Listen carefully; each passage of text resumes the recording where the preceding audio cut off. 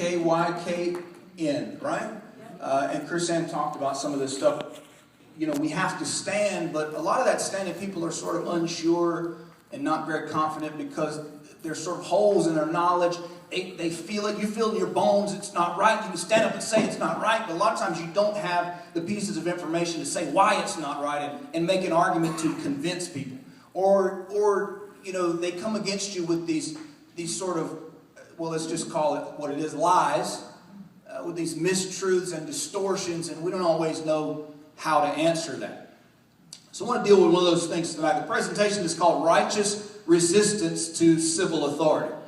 And of course, we know we have to be the peer pressure, and that's true for spreading the gospel, but is that the only place that applies? Is it confined to just sharing with someone the gospel? How many have encountered or heard fellow believers say or heard from the pulpit this modern teaching that has arisen in our day, where that so-called preachers take Romans 13 and they teach you that you're supposed to slavishly submit to tyrannical authority? Anybody ever heard that? Romans 13 says you're supposed to submit to the powers that be, blah, blah, blah, blah, blah. And they teach you that that also includes, whatever the government says, whatever the government tells you to do, whatever decrees they issue. Well, you as a Christian, you've got to obey, you've got to go along, because to do otherwise, you're not giving a good testimony.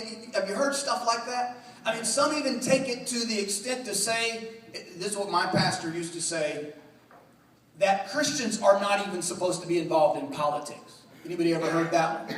Yeah. Their preachers preach that stuff.